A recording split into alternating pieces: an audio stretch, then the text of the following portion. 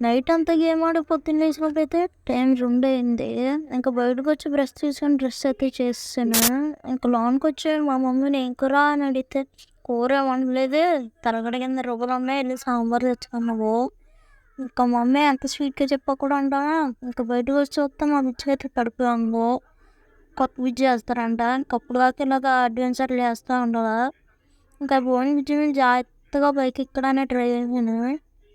కొంచెమన్నా కిందాడంటే నాకు చుక్కలు కనిపిద్ది. ఇంక మెల్లగా బుజ్జి అయితే ఎక్కేసాను. అండ్ సాంబార్ షాప్ ఎత్తే వెళ్ళిపోయి సాంబార్ అయితే తీసుకున్నాను. నేను సాంబార్ తీసుకొని ఇంటికొచ్చి ప్లేట్లో సాంబార్ వేసుకొని తిన్నాను. సాంబార్ అయితే సూపర్ ఉంది.